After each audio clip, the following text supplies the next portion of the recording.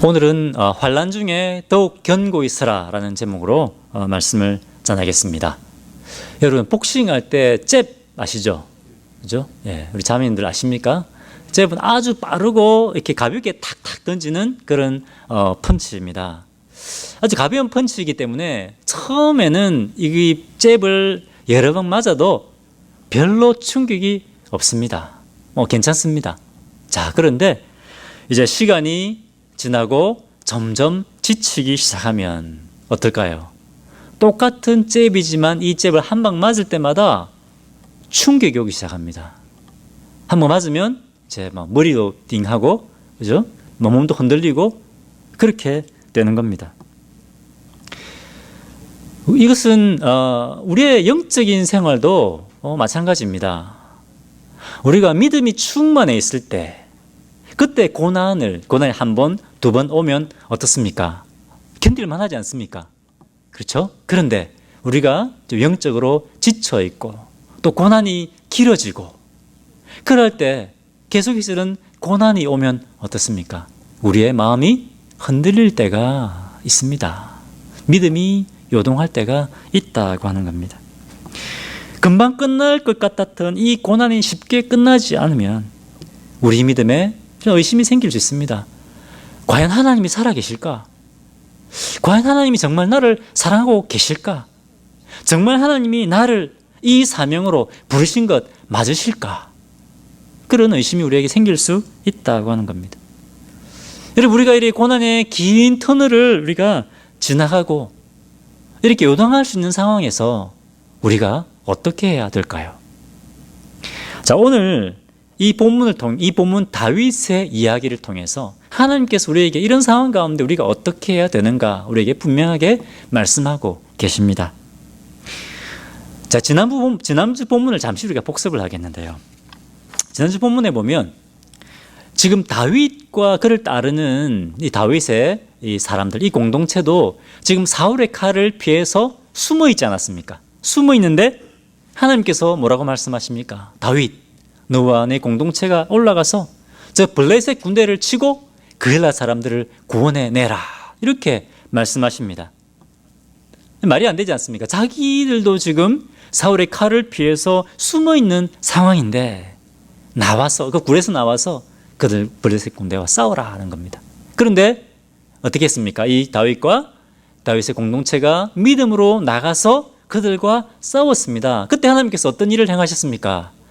이 오합지졸인 다윗의 공동체를 통해서 그 당시 최강의 군대였던 블레셋을 멸하고 파하고 이 그엘라 사람들을 구원해내는 그런 기적을 경험하게 하셨습니다. 사람의 눈이 아니라, 사람 눈에 보이는 대로 한 것이 아니라 하나님께서 하는 뜻대로 행했을 때에 그들이 한 번도 경험해보지 못했던 새로운 하나님을 경험하게 되었습니다. 할렐루야. 예, 기억나시죠? 그죠? 지난주에 이 말씀을 전했습니다. 자, 이렇게 다윗과 그의 공동체가 목숨을 걸고 나가서 블레셋 사람들과 싸웠습니다. 자, 그러면 다윗이 이제 어떻게 생각했겠습니까? 그래, 내가 목숨 걸고 이 사람들 위해 싸워서 구해냈는데, 자, 그럼 이제 이 그엘라 사람들이 내 편이 되었겠지. 이 사람들이 이제 내 편일 거야. 그렇게 생각하지 않았겠습니까? 그런데 하나님께서 뭐라고 말씀하셨습니까? 아니다, 다윗 아니다. 이 그엘라 사람들이 너를 저 사울 왕의 사역에 넘겨줄 것이다. 너는 거기에 있지 말고 빨리 그곳을 떠나라. 하나님께서 그렇게 말씀하십니다. 그래서 하나님 말씀대로 그곳을 떠나게 됩니다. 자, 그런데 여러분이 다윗이라면 어떻겠습니까? 이 하나님의 말씀을 듣고 배신감 느끼지 않겠습니까? 내가 목숨 걸고 싸워서 구해준 사람들인데 내 편이라고 생각을 했는데 이 사람들조차도 나를 거부하고 나를 버리는구나. 이 세상에는, 이 천지에는 전부 다 나의 적들밖에 없구나. 아마 그렇게 생각하기 시작했을 겁니다. 자, 이런 상황에서 또 어떤 일이 일어나느냐? 15절입니다. 15절 같이 한번 읽어보겠습니다. 자, 시작. 다윗이 사울이 자기의 생명을 빼앗으려고 나온 것을 보았으므로 그가 십광야 수풀에 있었더니. 또 다윗이 보니까 어떻습니까? 사울 왕이 자기를 잡아 죽이려고 집요하게 계속 쫓아오는 겁니다. 여기 보면 다윗이 자기의 생명을 빼앗으려고 라고 되어 있는데 이 빼앗는다라는 이 히브리어 동사는 굉장히 강한 동사입니다. 일반 동사가 아니라 굉장히 강한 동사를 쓰고 있습니다. 이게 무슨 말이냐? 사울왕이 어떻게 해서든 다윗을 잡아 죽이려고 집요하게 지금 쫓아오고 있는 겁니다. 여러분 영화 보면 사냥개들이 어떻습니까? 이 동물들을 이렇게 도망간 동물을 잡으려고 집요하게 쫓아가지 않습니까? 지금 다윗이 그런 상황입니다. 사울과 그의 군대가 사냥개처럼 집요하게 다윗과 그 부하들을 쫓아가고 다윗과 그의 부하들은 살아남기 위해서 필사적으로 도망다니고 있는 꼭 상처 입은 여우떼같이 그죠? 그런 지금 상황입니다. 다윗과 그의 공동체 얼마나 힘들은지 모릅니다. 자, 그런데 여러분 여기서 우리는 이 하나님이 베푸시는 광야 훈련에 대해서 조금 더 깊이 좀 알아볼 좀 이해할 필요가 있습니다. 우리는 하나님이 사랑의 하나님이라고 생각하지 않습니까? 그죠? 사랑의 하나님께서 다윗을 사랑하신다고 하는데 왜 다윗에게 이런 고난을 허락하시는가? 왜 하나님께서 다윗에게 이 고난을 주시는가? 근데 여러분, 이 고난을 주시는 분이 하나님이실까요? 아닙니다. 다윗에게 이 고난을 주시는 분은 하나님이 아니십니다. 이것은 하나님의 계획이 아닙니다. 누구의 계획이냐? 이것은 사탄의 계략입니다. 사탄은 어떻게 해서든지 이 다윗이 이스라엘의 왕이 되지 못하게 하려고 하는 겁니다. 어떻게 해서든 이 경건한 다윗이 하나님의 백성 이스라엘을 이끌지 못하도록 하려고 이 지금 사울 왕을 통해서 다윗을 죽여버리려고 하는 겁니다. 여러분, 이것은 영적인 싸움입니다.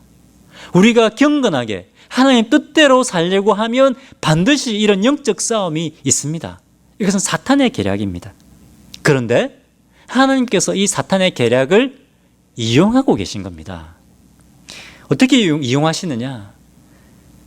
다윗이 더 경건한 이스라엘 왕이 될 수 있도록 이 사탄의 계략을 하나님께서 이용하고 있는 겁니다. 이 고난을 지금 하나님께서 그냥 허락하신 겁니다. 이해가 잘 안 되시면 여러분 욥기 읽어보셨죠? 욥기 1장에 보면 사탄이 욥을 시험하려고 합니다. 그때 하나님께서 어떻게 하십니까? 안 돼! 사탄이 시험 못하도록 막으십니까? 아닙니다. 하나님께서 욥을 시험하도록 허락하십니다. 욥이 견딜 수 없는 고통을 겪게 됩니다. 그런데 그 고난의 결과 어떻게 됩니까? 욥기 42편 5절에 42장 5절에 욥이 이렇게 고백하고 있습니다. 내가 죽게 대하여 귀로 듣기만 하였사오나 이제는 눈으로 주를 배움나이다. 무슨 말입니까? 옛날에 고난을 받기 전에는 하나님을 귀로 들어서 알았습니다. 그런데 제가 이 고난을 겪고 나니까 이제 하나님을 제가 눈으로 보는 것처럼 주님을 경험합니다. 이렇게 고백하고 있는 겁니다. 하나님을 만나는 차원이 다른 겁니다. 무엇을 통해서? 이 고난을 통해서 그런 겁니다. 이 고난을 통해서 욥은 오히려 하나님을 더 깊이 알게 되고 오히려 하나님을 향한 믿음이 더 견고하게 된 겁니다. 이처럼 하나님께서는 이 사탄의 시험을 허락하십니다. 시험을 통해서 성도들의 믿음을 더 견고하고 강하게 세워가시는 겁니다. 마찬가지입니다. 하나님께서는 이 시험을 통하여 이 시험을 허락하여서 다윗과 그의 공동체가 하나님의 나라를 위해 쓰임받는 존귀한 주님의 사역자들로 준비시키신 것입니다. 놀랍지 않습니까? 여러분, 하나님의 생각은 우리의 생각과 차원이 다릅니다. 하나님의 생각은 로마서에 나오지 않습니까? 깊도다 하나님의 생각은 그죠? 우리 사람하고 다릅니다. 자, 이렇게 하나님께서 다윗에게 고난을 허락하셨다는 겁니다. 자, 그럼 다시 본문으로 돌아가겠습니다. 다윗은 믿음의 사람이었습니다. 그렇지 않습니까? 다윗은 믿음의 사람이었는데 처음에 이제 한 번, 두 번, 세 번 그 정도 고난이 왔을 때 어떻게 했을까요? 다윗, 이 정도야. 믿음으로 이겼을 것입니다. 그런데 여러분, 고난이 점점 길어 보십시오. 점점 계속 고난이 지속되어 보십시오. 어떨까요? 이 고난이 금방 끝날 줄 알았는데 고난이 끝나지 않는 겁니다. 고난이 계속되어지고 한 번 배신당하고 두 번 배신당하고 세 번 배신당하고 이것들이 거듭거듭 할수록 이 믿음의 사람 다윗이 어떻게 했을까요? 이 다윗도 힘들지 않았을까요? 그의 믿음이 흔들리지 않았을까요? 아, 하나님 왜 이러십니까? 하나님 나 정말 주님 앞에 경건하게 살려고 했는데 정말 제가 잘못한 것이 없는데 하나님 왜 저에게 이런 고통을 허락하십니까? 하나님 제가 진짜로 하나님 기름 부어 세운 왕이 맞습니까? 사무엘이 다른 사람에게 기름 부어서 왕으로 세워야 되는데 착각해서 저한테 기름 부은 거 아닙니까? 제가 정말 이스라엘 왕이 되는 것이 맞다면 왜 제가 이 광야에서 이렇게 고통을 당해야 됩니까? 아마 이런 마음들이 다윗 안에 생겼을 겁니다. 여러분, 이 상황 가운데서 하나님은 무엇을 하고 계셨을까요? 아무것도 하고 있지 않았을까요? 다윗이 광야에서 이런 고통 가운데 있을 때 하나님은 아무것도 안 하고 그냥 발장 끼고 구경만 하고 계셨을까요? 14절, 지난주에 반은 14절 보면 이렇게 되어 있습니다. 사울이 매일 다윗을 죽이려고 찾아다녔지만 하나님께서 다윗을 사울의 손에 넘기지 아니하셨다라고 되어 있습니다. 어떻게 했다고요? 눈에 보이지 아니하시는 하나님께서 늘 다윗과 함께 하신 겁니다. 다윗은 보지 못했지만 늘 함께 하시면서 완벽하게 다윗이 사울의 손에 넘어가지 아니하도록 지켜주셨다고 하는 겁니다. 이 최악의 상황 가운데서 여전히 하나님께서는 다윗과 함께 계셨고 보호하시고 그들을 이끌고 계셨다고 하는 겁니다. 자, 그리고 하나님께서 누구를 보내십니까? 16절입니다. 16절. 같이 읽어보겠습니다. 자, 시작. 사울의 아들 요나단이 일어나 숲풀에 들어가서 다윗에게 이르러 그에게 하나님을 힘있게 의지하게 하였는데 누구를 보내셨습니까? 요나단을 보내셨습니다.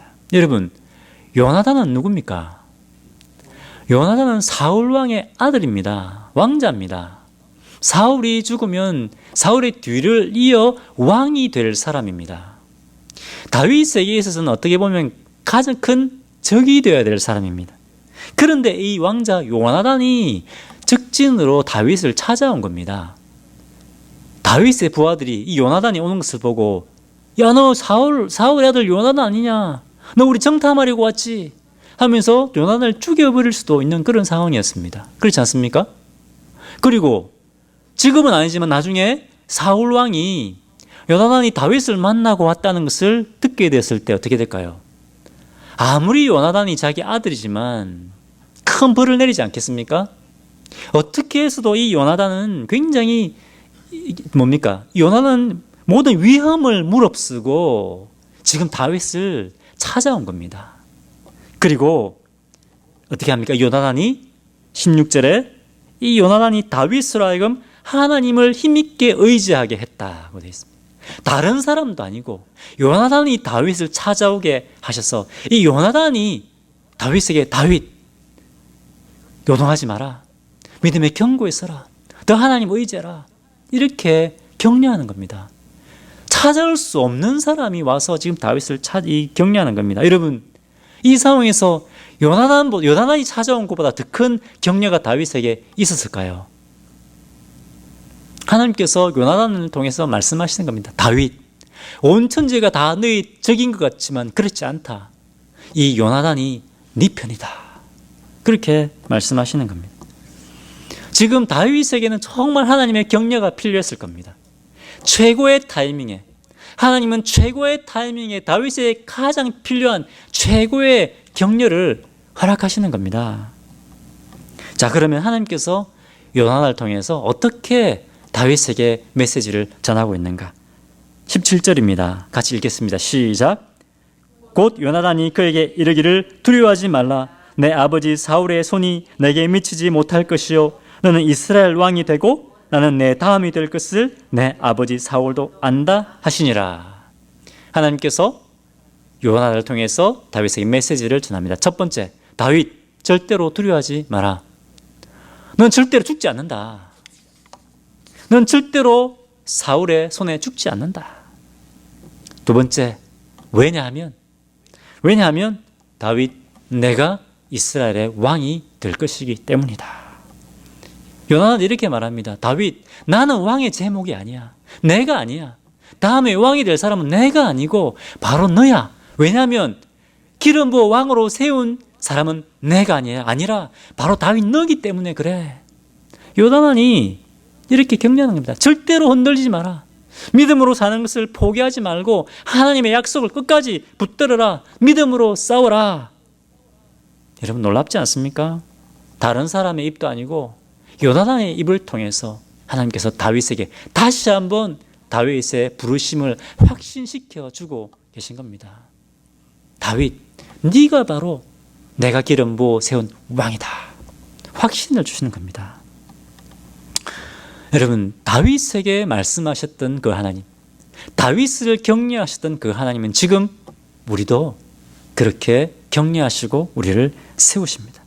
우리에게 말씀하십니다. 상철아, 흔들리지 마라. 나의 약속을 붙들어라. 믿음을 포기하지 말고 끝까지 믿음으로 싸워라. 우리에게 지금 동일하게 말씀하고 계십니다. 옆에 분에게 말씀하십시오. 흔들리지 마십시오. 믿음으로 견고히 서십시오. 믿음으로 싸우십시오. 축복하십시오. 여러분, 터널과 같은 긴 고난 가운데 계속된 믿음의 도전들 가운데 여러분의 믿음이 연약해지고 혹시 흔들리려고 합니까? 여러분, 우리 하나님은 최고의 타이밍에 최고의 격려를 허락하시는 분이십니다. 그것을 기억하십시오. 흔들리지 말고 견고하게 서십시오. 하나님 우리에게 최고의 격려를 허락하시는 분이십니다. 제가 일본에서 목회를 하면서 겪었던 이 하나님의 최고의 격려, 그것을 여러분과 좀 나누고 싶습니다. 원래 저희가 이제 일본에 선교사로 갔을 때는 처음부터 교회 목회를 하려고 간 것은 아닙니다. 이제 캠퍼스에서 대학생들을 전도하고 제자 삼는 그런 사역들을 하려고 갔습니다. 그래서 주중에는 이제 캠퍼스 사역을 하고 주말에는 일본 목사님이 교회를 개척하는데 그 교회 개척을 저희가 도왔습니다. 그런데 교회를 개척하신 일본 목사님이 1년 반 정도 사역을 하시다가 사역을 그만두게 되셨습니다. 여러 가지 어려움이 있어서 그만두게 되었는데, 그런데 일본에는 목회자가 없습니다. 목회자가 부족합니다. 한국 교회는 정말 복받은 겁니다. 지금 우리 교회 교육자가 4분이 계십니다. 여러분 그것 때문에 감사해 보신 적 있습니까? 당연한 거지. 그렇게 생각하지 않습니까? 여기는 한국 교회와 미국 교회만 그렇습니다. 전 세계 어디 가도 사역자가 이렇게 많은 곳은 없습니다. 일본 교회도 목회자를 청빙하고 싶지만 목회자가 없어서 청빙하지 못하는 교회들도 많이 있습니다. 그래서 이제 목회자가 없으니까 처음에는 저희가 이제 교회 리더로서 이렇게 섬겼습니다. 설교도 하고 했는데 교회 리더들과 교단에서 저희 오프를 했습니다. 목사님이 이 교회를 맡아서 이끌어줬으면 좋겠습니다. 그래서 저희가 기도하면서 그것을 제가 받아들였습니다. 제 아내는 차라리 개척을 하지 왜 이사를 하냐고. 교회가 좀 어려움이 있었거든요. 어려움이 있었기 때문에. 그런데 저는 기도하면서 하나님 인도하심이라고 생각을 하고 믿고 그 사역을 맡게 됐습니다. 그런데 교회가 굉장히 어려웠습니다. 목회를 시작하고 1년 반 정도 아마 된 것 같습니다. 일본은 굉장히 영적인 싸움이 치열합니다. 법적으로는 종교의 자유가 있습니다. 하지만 일본은 이제 선교사의 무덤이라고 할 만큼 그렇게 영적인 싸움이 치열합니다. 특별히 한국 사람으로서 일본인 교회를, 일본 사람들을 이끈다는 것이 참 쉽지가 않습니다. 일본 사람들의 어떤 리더가 되어서 이끈다는 것이 정말 쉽지 않습니다. 매주 일본어로 설교를 준비하는 것도 뼈를 깎는 고통이었습니다. 모든 사역을 일본어로 다 해야 되니까. 하지만 사실 그것은 아무것도 아니었습니다. 저희 교회에 정말 헌신되고 신실한 분들도 많이 계시지만 또 다 그런 건 아니지 않습니까? 한 분이 리더들이 몇 분 계신데 이렇게 얘기를 하더라고요. 고노 히토와 히토비토 콘토로로 시오토 시테이마스. 무슨 말인지 아십니까? 네. 이 사람은 지금 사람들을 컨트롤하려고 한다. 그 교회를 떠나버렸습니다. 고노 히토와 이런 말은 한국말로 하면 이 양반은 이런 말입니다. 굉장히 뭡니까? 조롱하는 그런 뜻입니다. 이런 일이 있으면 목사들은 밤에 잠을 못 잡니다. 그 영혼을 위해서 기도하기도 하지만 굉장히 힘듭니다. 하지만 뭐 이런 것 정도 또 한 번, 두 번 괜찮아. 믿음으로 또 견뎠습니다. 그런데 이런 일이 한 번, 두 번, 세 번 되면 저도 마음이 힘들어지는 겁니다. 한 번은 당신 선교사로 왔으면서 아니 일본 사람들도 제대로 이해하지 못하면서 어떻게 목회를 하냐 이런 얘기를 하는 겁니다. 원래 일본 사람들은 이렇게 돌려서 얘기를 하거든요. 그때 제가 깨달은 것은 일본 사람 돌려서 얘기 안 할 때도 있구나. 바로 직설적으로 얘한테 바로 얘기하는 겁니다. 바로 일본 사람 원래 돌려서 얘기하는데 바로 스트레이트로 빡 저희 얘기하니까 더 상처가 더 되는 겁니다. 제가 뭐 제 영광을 위해서 제가 일본 가서 사역한 것도 아니고 잘해보려고 정말 최선을 다해서 잘해보려고 했습니다. 정말 하나님 앞에 잘해보려고 했는데 이렇게 해야 되니까 한 번, 두 번, 세 번 이렇게 되니까 너무 힘든 겁니다. 비판의 말을 이렇게 막 가슴 찌르는 것 같아요. 이 말이 굉장히 마음이 낙심이 됐습니다. 마음이 좀 흔들리더라고요. 그러면서 정말 하나님이 나를 이곳에 선교사로 보내신 것 맞을까? 그런 생각이 드는 겁니다. 일본에 가면 오사카에 가면 오사카 성이라고 있습니다. 그 오사카 성 일본 소개하는 데 보면 종종 그 사진이 나오는데 그 옆에 보면 공원이 있습니다. 하루는 제가 거기 가서 그 공원에 가서 제가 기도하기 시작했습니다. 하나님, 진짜 저를 이곳에 선교사로 부르신 거 맞습니까? 하나님이 안 부르셨는데 제가 착각하고 제가 주님의 부르심을 착각하고 제가 여기 와서 선교사로 이렇게 한다고 지금 하고 있는 거 아닙니까? 진짜 하나님께서 저를 부르셨다면 제게 다시 한번 분명하게 말씀해 주십시오. 제가 그렇게 하나님 앞에 기도했습니다. 다른 기도는 안 되더라고요. 그 기도밖에 안 되더라고요. 여러분, 사람이 진짜 마음이 힘들면 다른 기도가 안 됩니다. 진짜 자기가 힘든 그 기도밖에 안 됩니다. 이 기도를 제가 한 3시간 정도 한 것 같습니다. 오사카성 공원에서. 근데 그때가 이제 겨울이었습니다. 이제 밤이 이제 어두워지고 밤이 되니까 추워지는 겁니다. 그래서 이렇게 계속 기도했는데도 하나님 이렇게 추운데 기도하는데 왜 응답 안 하십니까? 그래서 추워서 도저히 안 되겠더라고요. 집으로 돌아갔습니다. 주님 응답 안 하시는 겁니다. 그 다음날 아침입니다. 그날 아침에 오사카 옆에 고베라는 도시가 있는데 거기에서 한국의 그 큰 교회, 여러분 얘기하면 다 아시는 그 큰 교회에서 러브 소나타라는 그런 큰 집회를 했습니다. 전도 집회도 하고 목회자를 위한 집회도 하고 리더십 트레이닝도 하고 그렇게 했었는데 그 집회에 제가 참석을 했는데 그런데 첫 시간입니다. 첫 시간에 강사 목사님이 딱 나와서 한 말씀을 전하는데 다른 말 하고 딱 나와 첫 번째 딱 하는 얘기가 뭐냐면 여러분, 하나님께서 여러분을 지명하여 불러 이곳에 부르셨습니다. 하나님께서 여러분을 지명하여 이곳에 두셨습니다. 똑같은 말을 3번 반복하시더라고요. 3번에 반복하는 겁니다. 이 말을 듣고 제가 숨이 멈추는 것 같아요. 놀랐습니다. 장슬아, 내가 너를 지명하여 이곳에 불렀다. 내가 지명하여 불러 너를 이곳에 두었다. 전날 그 추위 가운데 제가 3시간 하나님 앞에 기도했는데 하나님께서 이제 나에게 응답하시는구나. 하나님께서 지금 이 강사 목사님을 통해서 강력하게 지금 나에게 다시 한번 확신을 주시는구나. 장철아, 내가 너를 지명하여 이곳에 불렀다. 내가 너를 세웠다. 제가 그 말씀을 듣고 주님, 그렇다면 참 제가 부족한 것이 너무너무 많습니다. 참 부족한 것이 많지만 주님이 저를 부르셨기 때문에 그럼에도 불구하고 제가 최선을 다해 섬기겠습니다. 그런 마음으로 제가 다시 마음을 새롭게 하고 선교사로서 또 그 교회를 제가 섬길 수 있었습니다. 여러분, 하나님은 가장 최선의 타이밍에, 최고의 타이밍에 우리가 필요할 때 그때 최고의 격려로 우리를 새롭게 세우시는 분이십니다. 믿습니까? 환란이 오고 마음이 흔들릴 때 하나님은 나와 함께 하시고 나를 격려하시고 나를 새롭게 세우시는 분이다 라는 것을 여러분 기억하십시오. 요동하지 마시고 그것 주님 붙드시고 믿음으로 견고히 서시기 바랍니다.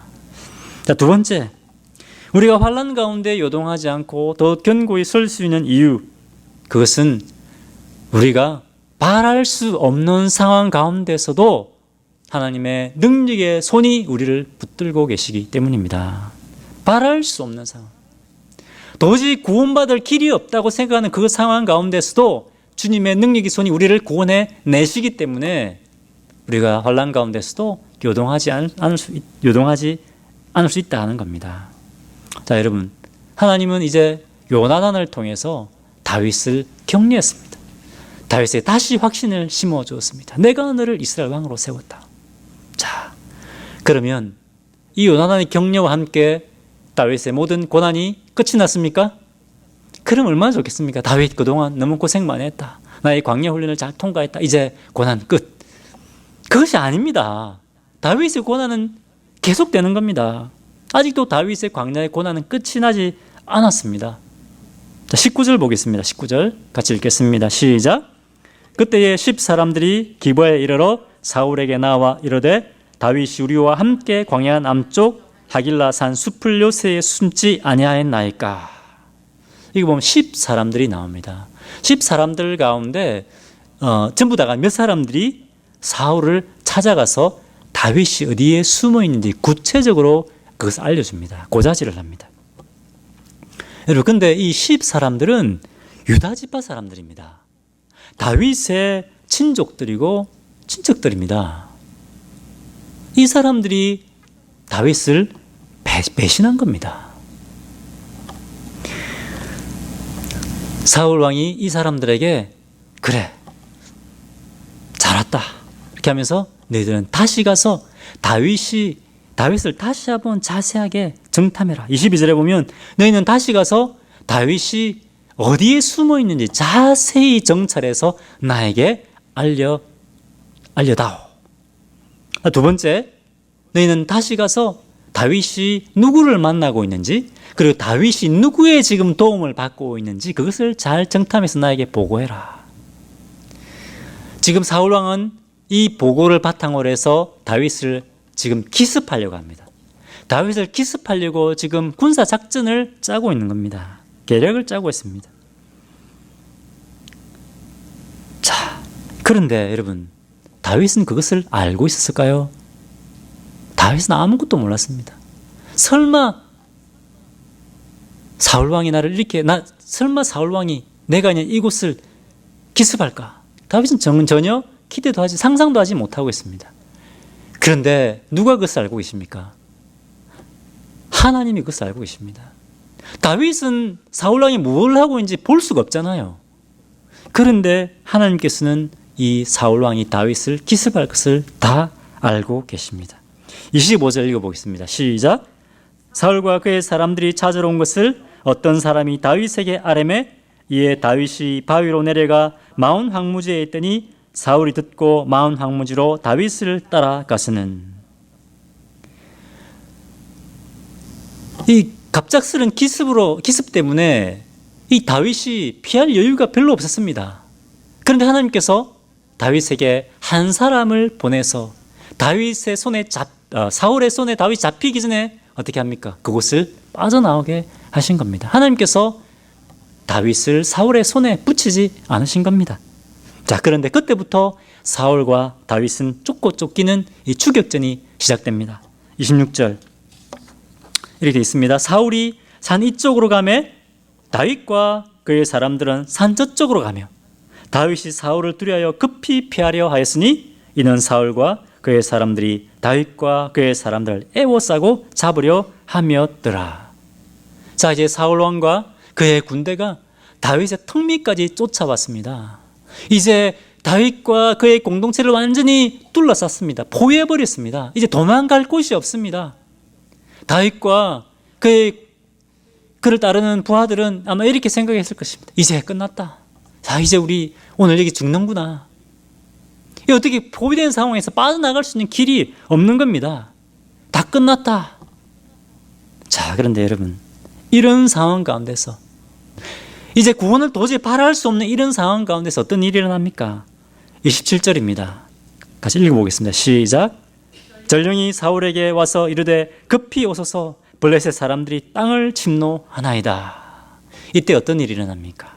바로 그때 블레셋이 이스라엘을 쳐들어옵니다. 여러분, 블레셋이 그 다음날 쳐들어와도 되지 않습니까? 그죠? 그리고 이 전령이 좀 더 늦게 이 사울이 다윗을 잡고 난 다음에 전령이 도착할 수도 있습니다. 그런데 사울왕이 다윗을 잡기 바로 일보 직전에 이 전령이 도착한 겁니다. 사울왕이 큰일 났습니다. 지금 블레셋이 다 쳐들어왔습니다. 이 말을 듣고, 블레셋이 다 쳐들어왔다는 말을 듣고 사울왕이 이제 다윗을 잡을 수 있는데 어떻게 합니까? 어쩔 수 없이 28절에 이 다윗을 눈앞에 두고 군대를 돌려서 전쟁터로 가게 됩니다. 이제 우리는 망했다, 끝났다 라고 하는 이 순간에 하나님께서는 살아날 길을 열어주신 겁니다. 그리고 이 다윗과 그 부하들, 이 공동체를 어디로 이끌 것이냐? 엔게디 요새로 이끕니다. 이 엔게디는 오아시스가 있는 견고한 요새입니다. 그곳으로 하나님께서 인도해 들으십니다. 이 하나님의 능력의 손이 완벽하게 다윗과 그 공동체를 지키시고 보호하셨다 하는 겁니다. 우리는 지난주 시편 121편 말씀을 큐티 본문으로 묵상했습니다. 여기 보면 하나님은 모든 환난에서 나를 지키시는 분이다 고백하고 있습니다. 하나님은 간단한 쉬운 환난에서 나를 건지시는 분이다가 아니고 어떻게 했습니까? 모든 환난에서 나를 건지시는 분이다. 도저히 헤어날 수 없을 것 같은, 바랄 수 없는 그 상황 가운데서도, 그 환난 가운데서도 하나님은 나를 구원해 내셨다. 그렇게 시편 기자가 고백하고 있는 겁니다. 하나님은 졸지도 아니하시고 주무시지도 아니하시고 낮에 해와 밤에 달이 나를 해치지 못하게 한다. 그렇게 고백했습니다. 여러분, 우리가 환난 가운데 있을 때에도 하나님의 능력의 손이 완벽하게 우리를 지키시고 보호하시고 이끄십니다. 믿으십니까? 할렐루야. 여러분, 우리가 어떤 존재입니까? 하나님께서 우리에게 이렇게 말씀하십니다. 너는 내 거야. 너는 내 것이야. 이렇게 말씀합니다. 왜? 하나밖에 없는 아들 예수 그리스도의 십자가의 피값으로 우리를 사셨기 때문에 그렇습니다. 예수 그리스도의 그 존귀한 보혈로 우리 죄를 사하시고 우리를 주님의 자녀로 삼으셨습니다. 그리고 너는 내 거야. 너는 내 거야. 넌 나의 존귀한 내 자녀야. 그렇게 우리에게 말씀하십니다. 그런데 우리가 어떻습니까? 우리가 믿음으로 살려고 하면 할수록, 우리가 하나님 말씀대로 살려고 하면 할수록 사탄은 우리를 더 괴롭힙니다. 사탄은 어떻게 해서든지 우리가 하나님의 말씀대로 살지 못하게 하려고, 어떻게 해서든지 하나님 주신 사명대로 살지 못하게 하려고 온갖 방법을 통해서 우리를 넘어뜨리려고 합니다. 야, 대충 살아. 어떻게 하나님 말씀대로 이렇게 살 수 있냐. 우리의 고난을 줍니다. 우리를 유혹합니다. 그런데 예수님께서 요한복음 16장 33절에 이렇게 말씀하십니다. 너희가 세상에서는 환난을 당하나, 너희가 세상에서는 환난을 당하나. 여러분, 우리가 주님의 자녀로 믿음으로 살려고 할 때 반드시 세상에서 환난을 당한다고 예수님이 말씀하십니다. 만약에 내가 복음 때문에, 예수님 때문에, 교회 때문에, 주님의 나라 때문에 받는 환난이 없다면, 내가 그냥 사는 것 때문에 고통받는 고난이 아니라 내가 하나님 나라를 위해 받는 환난이 없다면, 여러분, 내가 진짜 예수쟁인가 돌아봐야 됩니다. 하나님의 자녀라고 한다면 반드시 환난을 당할 것이라고 말씀하고 있습니다. 우리가 말씀대로 주님의 뜻대로 살려고 하면 반드시 환난이 있기 때문에 그렇습니다. 그런데 예수님이 뭐라고 말씀하십니까? 너희가 세상에서는 환난을 당하나 담대하라. 내가 세상을 이겨노라 말씀하십니다. 자녀들아, 내가 세상을 이긴 힘으로 내가 너희를 지키고 너희를 붙들고 이끌어간다. 이렇게 말씀하십니다. 우리가 환난 가운데 있을 때 하나님은 우리에게 최고의 격려로 우리를 세우시는 분이십니다. 우리가 바랄 수 없는 상황 가운데서도 우리를 구원해내시는, 전능한 능력으로 구원해내시는 분이십니다. 여러분, 우리가 환난 가운데 있을 때 이것을 기억해야 됩니다. 이것을 기억하고 환난 가운데서도 우리가 타협하지 않고 두려워하지 않고 요동하지 않고 우리가 믿음으로 끝까지 살아야 되는 것입니다. 믿습니까? 여러분 오늘 이 말씀 붙들고 환난 가운데 더욱 견고히 쓰시는 우리 성도님이 되시기를 주님의 이름으로 축원합니다. 기도하겠습니다. 살아계신 하나님을 기뻐하고 찬양합니다. 하나님 아버지, 주님은 지금도 살아 저희 삶 속에 일하고 역사하시는 분이십니다. 저희가 믿음으로 살려야 할 때 환난을 겪게 됩니다. 하지만 그 가운데서도 우리 하나님께서 우리를 격려하시고 주님의 능력의 손으로 지키시고 보호하시고 이끄신다는 것을 오늘 저에게 분명히 말씀해 주셔서 감사합니다. 하나님, 이 말씀 저희 마음판에 새기고 붙들고 요동하지 아니하고 승리하는 주의 종들 될 수 있도록 인도하여 주옵소서. 감사드리며 예수님 이름으로 기도합니다. 아멘.